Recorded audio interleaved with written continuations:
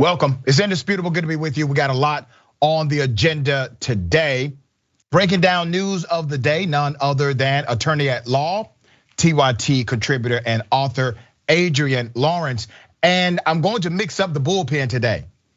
Instead of a knockdown debate, we will bring one of my mentors. His name is Richard Rose. I would love for you to meet him. He's the president of the Atlanta NAACP and a remarkable human being. All right. Top story of the day. Kyle Rittenhouse was found not guilty. I believe he's a cold-blooded, calculated murderer. That's my opinion. But he was found not guilty in a court of law. Candace Owens, who supported Kyle Rittenhouse, cheered for him to be found not guilty, cannot simply leave well enough alone. Now, Candace Owens, she wants vengeance, even though she thinks she's won. Here it is. I have to say, obviously I'm elated that Kyle Rittenhouse is getting his life back and that he's not going to spend the rest of his life in prison. But a part of this feels bittersweet. I don't know if you guys feel the same way. Like we're even having to go through this process, that we're even at the end of our seats wondering, is this guy going to get his life back? Or are people going to be so fearful of mob justice and of people coming after their families, they're just going to vote the way that the mainstream media and legacy media wants them to? It's sickening to me also because of his age. And I'm talking about when this actually took place. He was a 17-year-old kid. His life is never going to be the same, right? You don't come out of this and as the same person that you were going into this. This is a kid that was smeared as a domestic terrorist and a white supremacist, not just by media members, but by the now sitting president of the United States. Then he was campaigning for the president of the United States. This is problematic. So for me right now, I'm going to be completely honest. I want vengeance. Like I want to make sure that Kyle, until he's 92 years old, is suing every single person from LeBron James to Joe Biden to the people that are in Congress, Ayanna Pressley. This is not over for me. It doesn't feel like a win. So let me get this right, Candace Owens. Kyle Rittenhouse, a kid, Trayvon Martin, a thug. I'm just trying to understand your linear logic here. So let me tell you what's happening, and I shared this yesterday on Indisputable. They want to make sure that Kyle Rittenhouse does not become Zimmerman. Zimmerman is a loser, but he was a loser before. They want to make sure they protect Kyle Rittenhouse, that they provide cover and protection, that they provide jobs for him. He has multiple job offers from members of Congress. What qualification? Oh, he killed 2 people who were protesting in a Black Lives Matter demonstration. That is the only qualification he needs, according to the members of Congress who have offered him a job. Think about how we have de-evolved in our political conversation. Now, I need to remind everyone that even though Kyle Rittenhouse has been found not guilty in a court of law, I take you to the words of the late Dick Gregory. Dick Gregory said, the system has you thinking legal means right, but remember, slavery was legal. What you will see now is a push from the conservative right to say, well, obviously Kyle Rittenhouse is justified because he was found not guilty. And the verdict itself becomes the measure of right and wrong, rather than your eyes and your own common damn sense.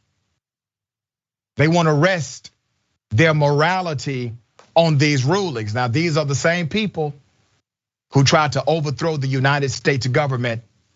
They tried to stop a constitutionally mandated process in our democracy. They are anti-US Constitution. They are anti-rule following. But they want you to believe that turning over what we know as self-defense, habitation law, and castle doctrine in the United States of America is a win. It is a loss, not just for those on the left, but for everybody in this country. Adrienne, what are your thoughts here? I think you perfectly summed things up in terms of the loss that our country is suffering, in part because of the law. As we saw in this case several times, the law was not written in a way that was clear enough, or the law is written in a way that benefits this white vigilantism that we just saw happen in Kenosha. And as a result, we have people who die. The thing about Candace Owens' statements here is that she's also trying to pretend that Rittenhouse was somehow the victim here when he took the lives of 2 men and injured another. Get out of here. We need to make sure that the man who continued to live doesn't suffer from all sorts of psychological and physical injuries. He was there as a medic looking to help people, whereas Rittenhouse was out there trying to get his gun off. And also the fact that Rittenhouse is now, I guess, out on these streets flagging around or throwing around legal terms like defamation and having people said he was a murderer and whatnot. First off, you a murderer. They may have said it was legally justified, but that still does not make you a murderer. And then also that whole white supremacy thing, it's kind of hard when he has photos up of himself throwing up those signs. So it's just, it's a matter of let's call it what it is. And let's not, as you said, rest on the thought that the legal system and the fact that he got an acquittal means he's innocent or that it was right. Very well said.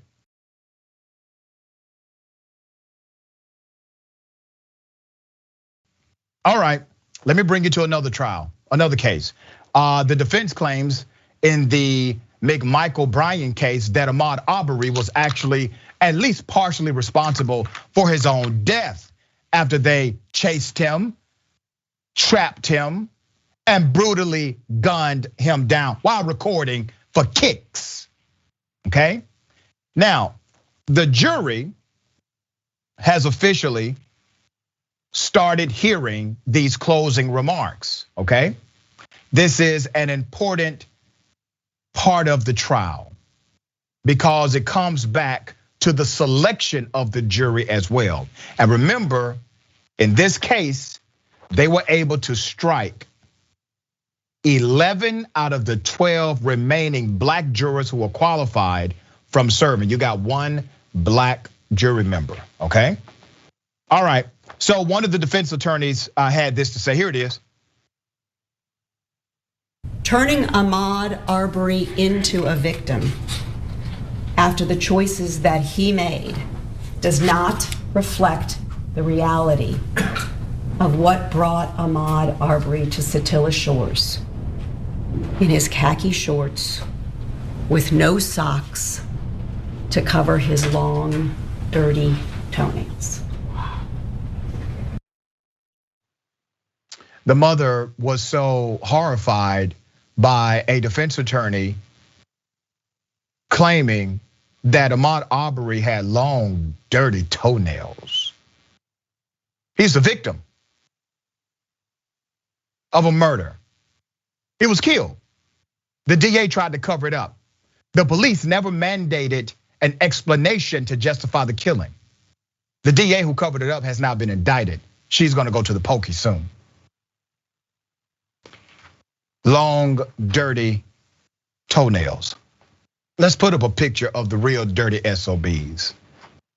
The killers of Ahmaud Arbery, Travis McMichael, Gregory McMichael, and William Roddy Bryant. The attorney that you just heard was the attorney for Greg McMichael.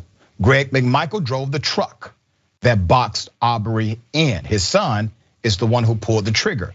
But very clearly, the dad said that he would have done it if his son did not. Arbery's mother had to leave the courtroom during that awful closing argument. Later, she made this statement. When I heard prosecutor, the hoax, she described Ahmaud as his long legs and his dirty, long toenails. That was just a beyond rude. Regardless of what kind of toenails he had, what size legs he had, that was still my son. And my son actually was running for his life in that description. I thought that was just flat out just rude. The defense maintains that this was a citizen's arrest being made. Under Georgia law, the statute is clear. It has been changed since, but under Georgia law at that time, in order to enact a citizen's arrest, you must, one, witness a felony, and you must engage in the citizen arrest in proximity of you witnessing that felony directly. It must be direct observation for you to even make that claim. All right, they're trying to change the law here, and the law was changed right after this became national news. Adrienne, here's what I'm thinking here, and I want you to give me your best lawyer answer to it, okay? I'm hoping that as much as this defense is pissing me off, that it's pissing off other people on that jury too. You know what, I would like to agree with you. I truly do hope so. The fact that they're blaming Ahmaud Arbery for his death by virtue of trying to use coded language like dirt underneath his nails or wearing khaki shorts. He's drawing on the classism divide, but really kind of just fueling that idea of a dirty, rancid, violent black man. And all of this portrayal that they're trying to use to the purpose of getting a self-defense acquittal. And the thing is, it's not here underneath the law. There's just not evidence to support it. These men were out here hunting Ahmaud Arbery, assuming that, he must have been involved in some crime. It wasn't seen, it wasn't visualized in any way by them.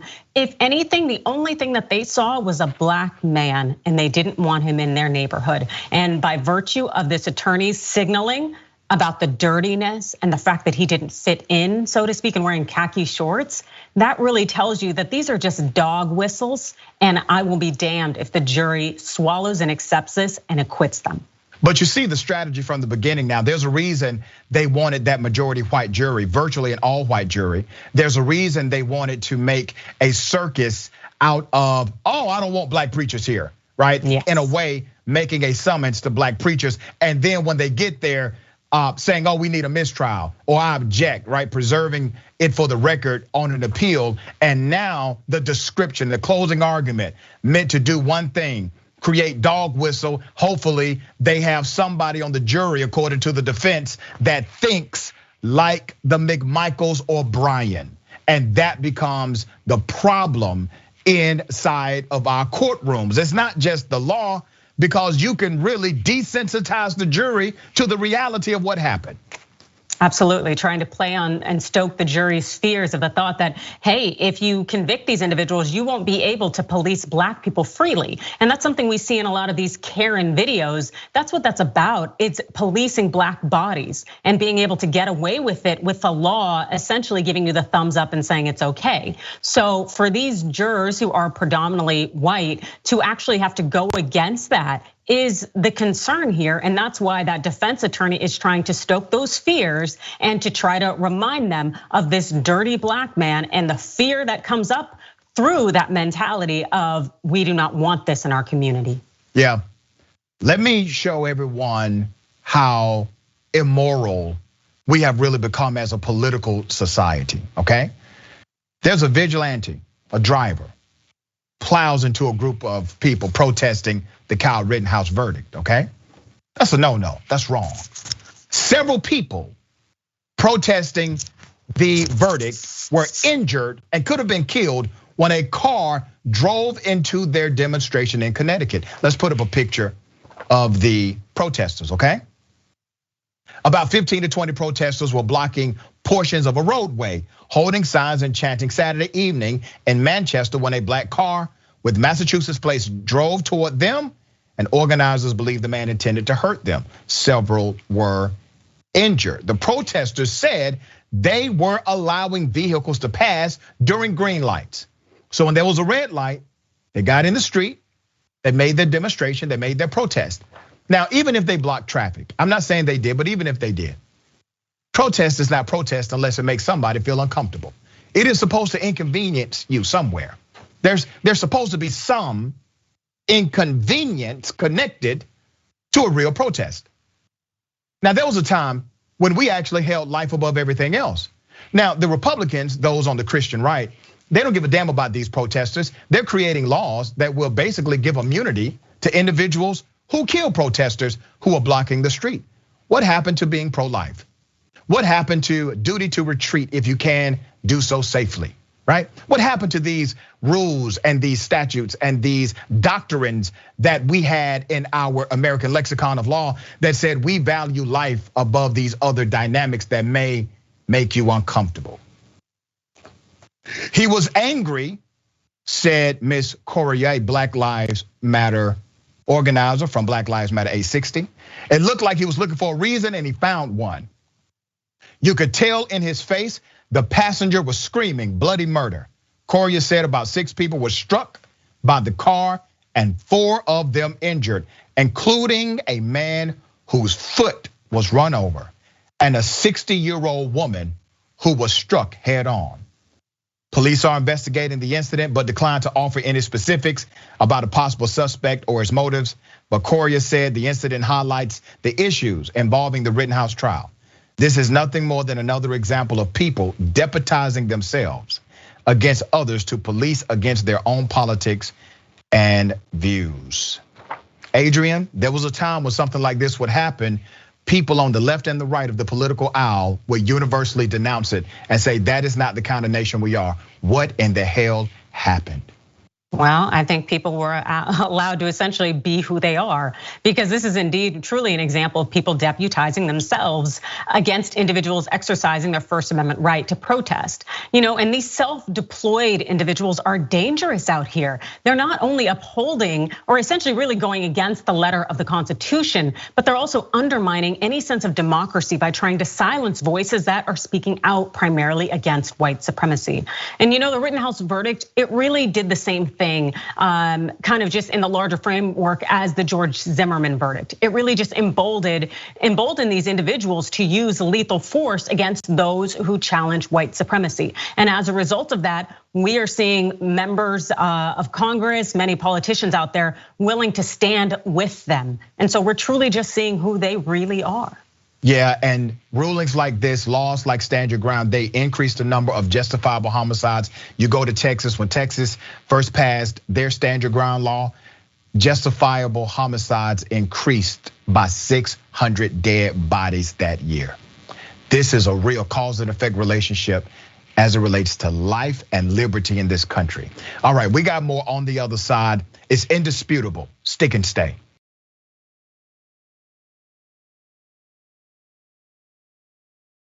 All right, welcome back. We got a lot of show left. Big deal today. Okay, we're doing 9 days of impact, TYT, 9 days of impact. Today is day 2. Day 2, 9 days of impact. All right, here's how you can make an impact. The Atlanta NAACP, where I'm a member, okay, card carrying member. And that's rare for me. I typically do not join organizations because sometimes I have to put my foot up their ass. And so I don't join everybody. But I joined the Atlanta NAACP because I highly respect the progressive leadership of a gentleman named Richard Rose, who will be on the show later today. Now, Richard Rose, he has been a champion for affordable housing, equity, minimum wage increases, and he has also had some beef with the national NAACP because of his real progressive policies. That's called a champion to me, okay? So here's what can happen today. $2 donated to the Atlanta NAACP chapter for everyone who purchases anything from the Indisputable collection, all right? Help disrupt inequality and defeat racism in this country. Here's what you can do, because we got our Wish Karen Wood shirts, we got our mugs, we have a lot of stuff, all right? We got great merchandise. Go to shoptyt.com, shoptyt.com right now. You make that purchase, an automatic contribution will go directly to the Atlanta NAACP. Okay, they do great work. Also, don't forget about the podcast. Indisputable is on podcast, okay? Go ahead, go to Apple Podcasts, Spotify, Google, wherever you listen to podcasts. Search for Indisputable with Dr. Rashad Richey, click follow, and rate us with 5 stars. If you like the programming, as I said before, some lame gave me 1 star, so we have to come out with vengeance. Also, deep dive next, right after Indisputable, the big homie Jordan Yule. Ladies and gentlemen, I wish you Karen Wood. You want to call the police on them for having a barbecue on a Sunday? I feel free. Back off! I'm going to tell them there's an African-American man threatening my life. Are you recording? Are you recording me?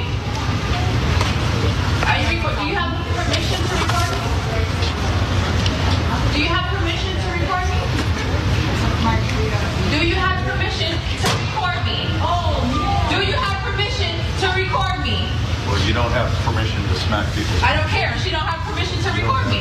That's okay. I already have a lawsuit. I have a lawsuit. I already have a lawsuit. Man. You know, I've never been so excited to hear like a Southern white guy until I heard him say, and nobody gave you permission to hit her either. It looked as if the white police officers who obviously were watching this, they were ready. You know why? Because regardless of race, if you're a cop, by this point in the game, you understand the reality of Karenicity now. You know when it's about to pop off. I mean, the reaction was very swift. They were already present, and it is what it is. Let's be very clear about this situation. It is not lost on me that this particular Karen carries a Trump flag, okay? And don't let that part be lost on you either. And her privilege says to her that not only can she not be recorded, she can commit a criminal act and be justified in physically assaulting a person who is recording. Obviously, in front of the police. Adrienne, what are your thoughts?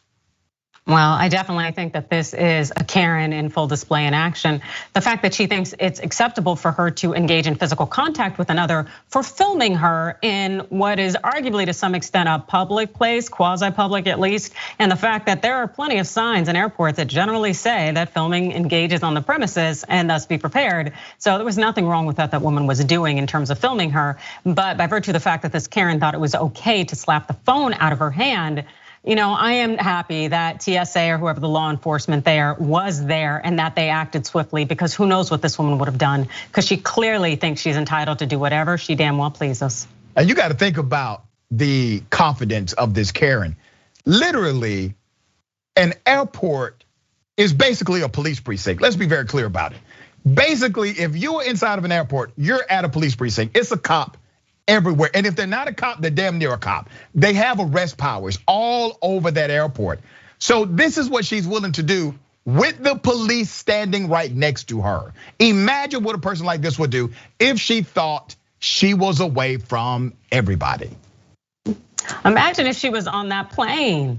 How wild she was acting just there in the airport. Imagine what she would have done on that plane. If anything, her antics saved lives, so they could go ahead and prevent her from getting on a flight, because she's a piece of work. Yeah, with a damn Trump flag. Okay, all right, ladies and gentlemen, I got a really serious story here, okay? So earlier this morning, a woman named Karen from Florida called my cell phone. She called my cell phone, she also texted me. I don't know how she got my number. I did answer the phone during one of my commercial breaks on my radio show this morning, and she introduced herself as Karen from Florida. She then proceeded to tell me how I was wrong for using the word Karen in my I Wish a Karen Would segments. I said, have a good day, and I hung up the phone on her. I don't know how she got my cell number, don't care. And then she calls my radio show. And then she emails corporate, she emails me, she's trying to get me fired. Now, obviously, she's not gonna get me fired. I want you to hear this Karenicity exchange. Here it is. You want to call the police on them for having a barbecue on a Sunday. I feel free. Back off. I'm gonna tell them there's an African-American man threatening my life. We got Karen in Florida on the line. Karen, good day, welcome. A few minutes ago about, I wish you, Karen, when I called about your video. No, it's not a video. On your YouTube channel? No, it's not a YouTube channel. It's a television show. We break out the segments on YouTube. Okay, but why would you go with the whole Karen thing? That is so contrary to, it seems like the man you're trying to be. No, the man I am. So Christian. Let me ask you this. Is your name Karen? Yes, it is. Okay, so you're offended that on my TV show, I have a segment called I Wish a Karen Would, correct? Yes. Are you a Karen in real life? I've been Karen since the day I was born. No, but are you a Karen What is a Karen? Let me explain to you. Imagine You asked Jesus me a question. were in the room with us. You asked me a question, madam. Imagine Jesus were in the room with us. Imagine if Jesus was in the room. You're asking me to explain what a Karen is? Madam, you're being a Karen at the moment. So I will explain to you because you did pose the question, Sir, what is a Karen? Why That's are what you going have along a good with day, this ma'am. name? Goodbye. You believe in white Jesus. I do not. See, that's Karenicity right there. You ask me a question. You call my show. You pose a question to me, and then you overtalk me. Karenicity. I wish a Karen would. And I'm going to do, hell, just because you called my radio show today, I'm going to do 2 segments and 2 different Karens on my TV show today. Tune in, 2:30 p.m. Eastern Time, Comcast, Xfinity. She called back? Go ahead, bring it through. Deal with this. Karen, are you there? Yes. Now, Karen, you posed a question to me, Karen. You hung up on me, remember? Question. So you posed a question to me. I started off with a question, and then you asked me a question. Have a good day. You answer my. All right, that's it. I appreciate you calling the show, though. But isn't it amazing? Ma'am, you're a Karen. You're not just a Karen in name. If you were just named Karen, I got friends whose names are Karen. One of my best friends, Karen Greer. Her name is Karen. She's not offended by Wish a Karen would. You know why she's not offended by Wish a Karen would? Because she's not a Karen. So this particular Karen called my cell phone multiple times, sent me text messages, and then after I hung up on the radio show, she proceeded to call the radio show multiple times, and then she did this. All right, it ain't over, y'all. Then she did this. Afterwards, she sent an email in which it read, let's put up the email. On your YouTube channel, you titled the video of the white student slapping the black substitute, I wish a Karen would. This is correct, I did.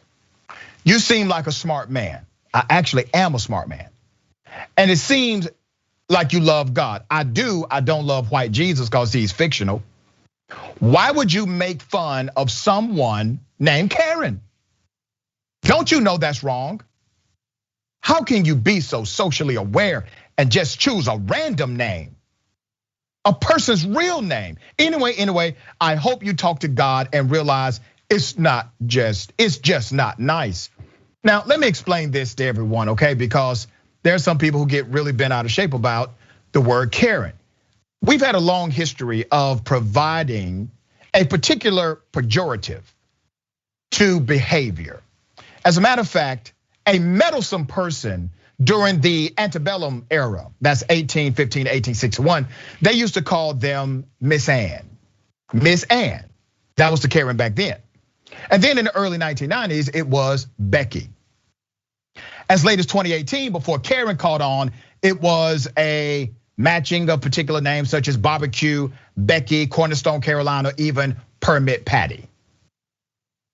Yes, and Ken and Chad are added to that as well. I didn't start it, Karen from Florida. It was here. I use it, I utilize it, maybe even popularized it, but it's here. Okay, it's more. Then she tagged me on Twitter. She's called my cell phone, texted me, called my job, send me emails, tagged me on Twitter. Here's the Twitter post. This is K Crumel on Twitter. Rashad Richey, when you Karen bash, I would appreciate being on your show in Atlanta or on YouTube. My laptop has a camera. Jesus will be watching and listening to me. Feel free to contact me. I mean, Karen, listen, there are other ways to go about getting in touch with me, okay? All right, if you just wanted some attention from me, you could have inboxed me and said, hey, can you respond to my email? All right? So she's tagged me on social media, tags me on Twitter. She wants to be on the show now. Then she does this.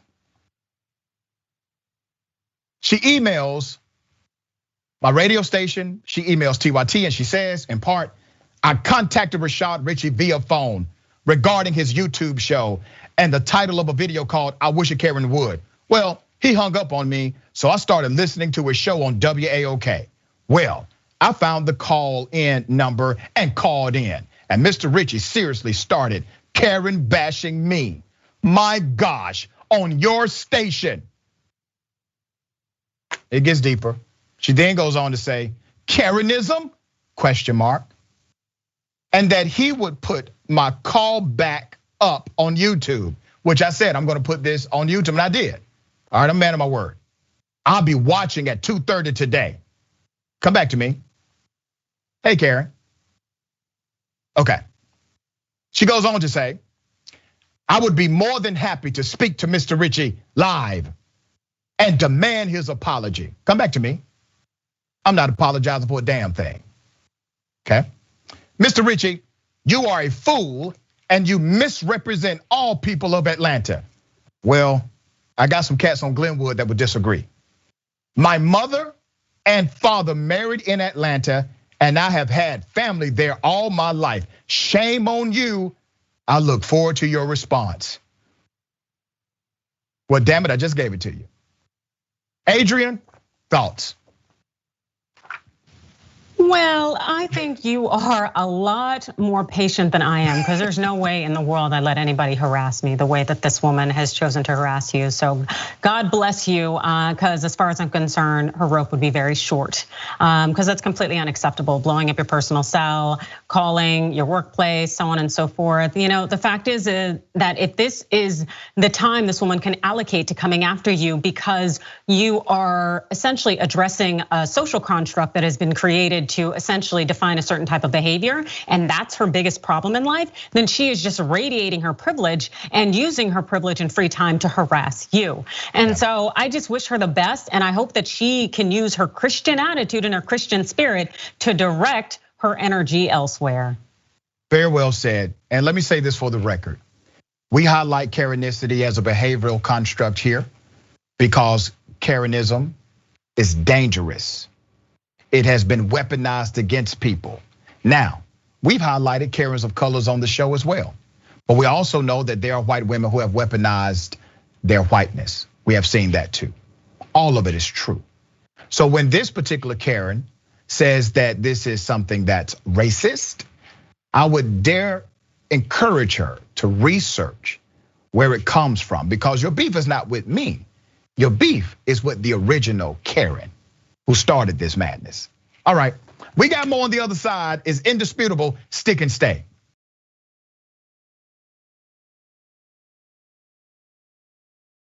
All right, welcome back. Kyle Rittenhouse got away with murder. He says he's not a racist. Where does he go? To the safe haven for all things racist, Fox News. So he goes on Fox News and he sits down with Tucker Carlson, all right? Tucker Carlson says that Kyle Rittenhouse should sue anyone who ever said anything bad about him, all the way up to the president of the United States. Here it is. What did you make of the president of the United States calling you a white supremacist? That's not a small thing to be called that. No, it's actual malice, defaming my character for him to say something like that. It's actually quite hysterical how nobody can go back and look at the facts of the case. He crossed state lines, false. He's a white supremacist, false. None of that is true. And the lies that they can just get away with spreading is just sickening, and it's a disgrace to this country. I couldn't agree more. I think a lot of people watching have reached the same conclusion, and they would like to see you help make this better by holding some of these liars to account. Do you plan to do that? I have really good lawyers who are taking care of that right now. So I'm hoping one day there will be accountability for their actions that they did. Okay, so you're intent on you're not gonna let that go. Like I said, really good lawyers are handling that. Yeah.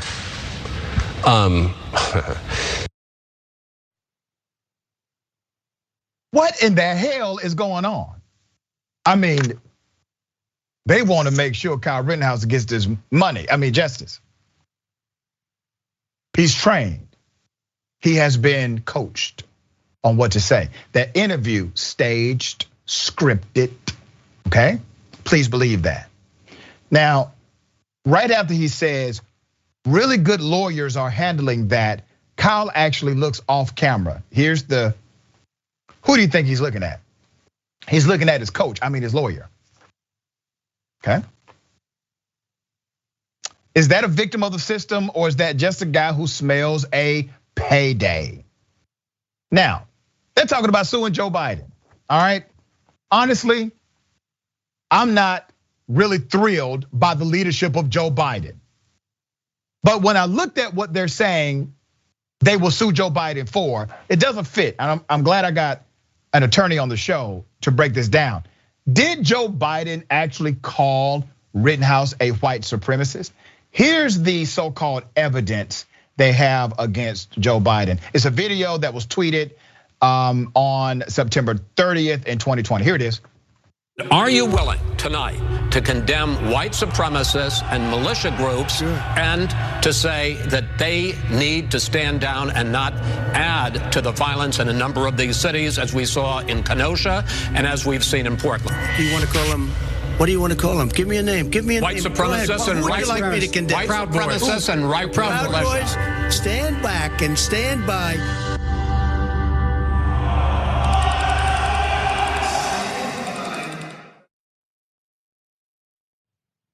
Let me give you more background here. Kyle Rittenhouse, obviously not even mentioned in this video. He is shown in one tiny portion of that video, okay?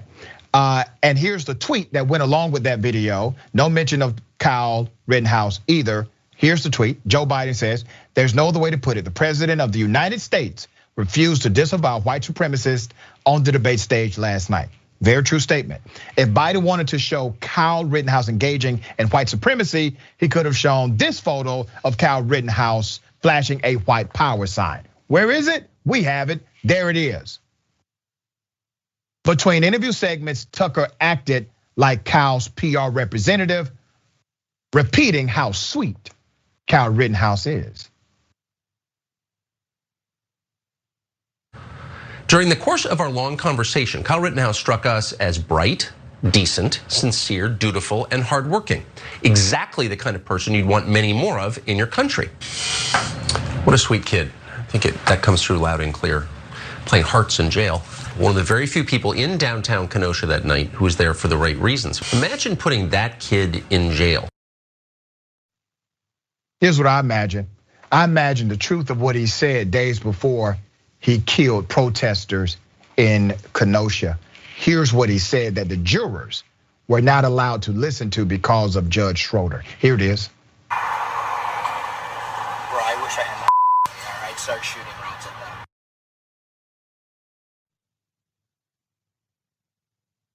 I wish I had my gun, my weapon, my AR. I would start shooting rounds at them. That would be murder, Kyle. That would be murder.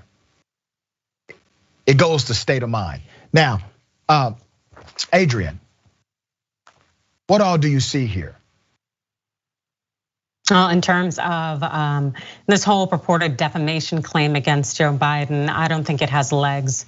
Because first off, what Joe Biden tweeted was that that former President Trump would not essentially disavow white supremacists. And that's exactly what happened on that stage there. And the fact that Rittenhouse was in that video, that doesn't necessarily mean he indicated Rittenhouse. And even the implication of it, as you noted, Rittenhouse has thrown up white supremacy signs. So I don't necessarily think it would be in his best interest to go ahead and sue Joe Biden for defamation. But also, we do have to bear in mind that Wisconsin just gave him an acquittal. And also in civil trials in Wisconsin, you only need about 5/6 of the jury in civil trials to actually get a standing verdict. Yep. So, hey, you never know what he may do, especially now that he's fully emboldened with Tucker Carlson and the rest of the Fox News brigade. Yeah, and you see they're trying to push this guy to serve their conservative agenda. It's going to be interesting to see what Kyle Rittenhouse does. All right, really insane story. A Maryland police officer convicted of rape. Convicted of rape. He didn't plead to it. He actually got convicted of rape. Has been placed on house arrest to serve out his sentence. Baltimore County, Maryland police officer convicted of raping a woman and assaulting another was sentenced to home detention after a judge found that there was no, and I quote, psychological injury in one of the cases, prosecutors said Monday. Baltimore County Circuit Judge Keith Truffer suspended all but 4 years of a 15-year prison term and ordered the officer, Anthony Westerman, to serve it at home. So let me explain what that means. That means he got convicted, he got 15 years in prison. The judge, who's an elected judge, by the way, and a hardcore Republican, This judge has the authority to do what's called a suspended sentence, where they can say, yes, 15 years, I'm going to suspend this. And he's suspended just enough for the cop to qualify to legally serve the rest of the sentence at home after raping, being convicted of rape. Here's the judge. That is the so-called Honorable Keith R. Truffer. Here's the rapist. Not alleged, because he's been convicted of it. He's the rapist, Anthony Westerman. In a statement to NBC News, Baltimore County State's Attorney Scott Schellenberger said the sentence was, and I quote, not appropriate. You don't say. For a police officer who should know as well or better than others the reprehensibility of such an act. I fear this could cause rape victims to hesitate to report their crimes if they do not feel like they will get justice, he said. Westerman, who had pleaded not guilty to charges of second-degree rape, second-degree assault, and other crimes, was convicted in August. He was arrested in 2019. Understand the background here. He was arrested in 2019. 2 women accused him of rape. In one case from 2017, a woman said that after she drank too much, Westerman offered to arrange an Uber ride home. She told authorities she passed out and awoke to him raping her at his house. He was acquitted on the second rape, the Baltimore Sun reported, and convicted of forcibly kissing a third woman. This guy's serial. Okay? Prosecutors had asked that Westerman serve 5 to 10 years in prison, but received a lighter sentence after the judge removed a count of second-degree rape and found that the victim had not suffered psychological injury. Damn. Understand how deep this goes. In a statement to WBAL, prosecutors challenged the finding, arguing that the judge himself had actually described what happened to the women, or to that particular woman, as maybe the most traumatic moment in her life, and pointing out that she had been to therapy. But the judge dismisses that element of the crime and says no psychological injury took place, contradicting himself on the stand. It was not immediately clear whether Westerman, I get this, you would expect this guy's fired, right? Right? I mean, you're convicted of rape, you gotta go. It was not immediately clear whether Westerman, who joined the Baltimore County Police Department in 2013, is still a cop. He was suspended without pay after he was charged. WBAL, citing the department, reported Monday that he had been fired. Thompson said he was still only suspended. A police spokesman did not immediately respond to a request for comment about if the man is still employed as a cop, being a convicted rapist. Adrienne, he's convicted of rape. Listen, how in the hell is it that HR at the police department can't come out and say, yep, he's fired. He's convicted of rape.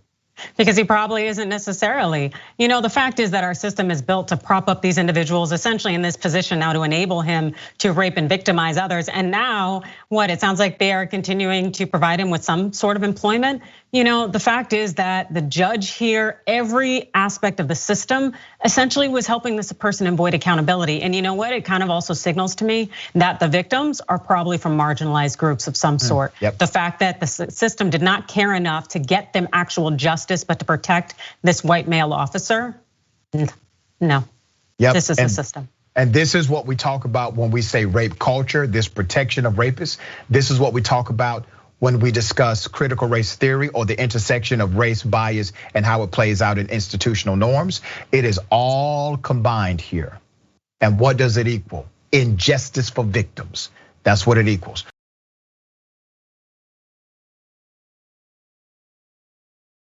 On a lighter note, the city of Atlanta is trying to do something very unique. 300 residents will receive universal basic income, okay? They will receive an income for 1 year based on a pilot program, okay? Hundreds of Atlanta residents are expected to receive guaranteed income for an entire year following the approval of a new pilot program. The Atlanta Mayor, Keisha Lance Bottoms, who is not running for re-election, which really creates opportunity for her to do things like this. She's not running for re-election. She pushed to establish a Mayors for a Guaranteed Income pilot program. As revealed in a recent press release, the Income Mobility Program for Atlanta Community Transformation has been titled Impact. The program is dedicated to serving 300 Atlanta residents with monthly payments. The residents must be at least 18 years old, as well as live below 200% of the federal poverty line. Participants within the program will be awarded $500 per month in guaranteed income for up to the full 12 months during the pilot period. In order to launch the program, the city of Atlanta will donate $2 million to a local nonprofit. The organization is the Urban League of Greater Atlanta, great organization. And the league will also receive an additional $500,000 from the Mayors for a Guaranteed Income organization. Now, some people are saying, oh my goodness, look at that handout. Now remember, the issue is addressing poverty. Okay, that's the issue. When you have money, you can actually afford to live, right? It creates an ecosystem in the economy. You can pay for things, taxes, revenue, things are building, right?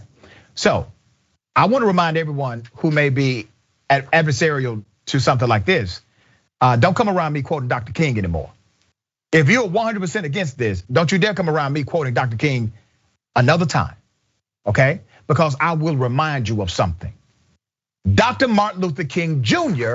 was for universal basic income. Here it is. Dr. King laid out the case for the guaranteed income in his final book, 1967's Where Do We Go From Here? Chaos or Community. Washington's previous efforts to fight poverty, he concluded, had been piecemeal and pigmy. The government believed it could lift up the poor by attacking the root causes of their impoverishment one by one.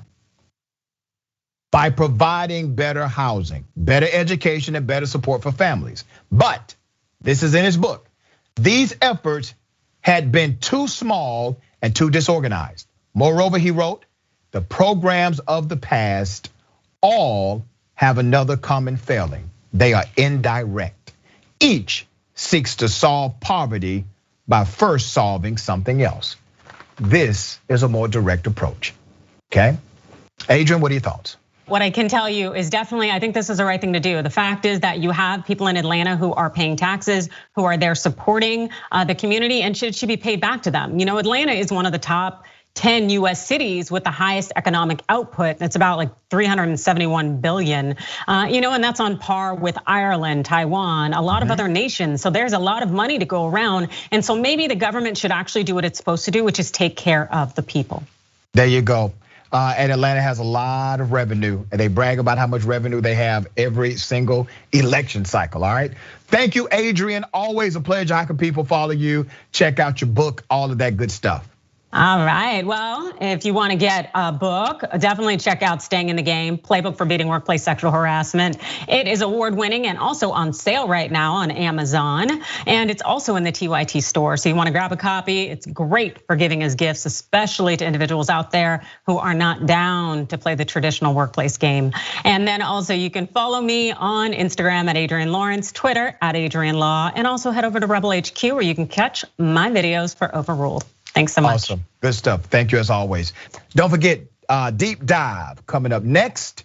Remember, take care of yourself, take care of each other, take care of the planet. Remember, the truth is always indisputable.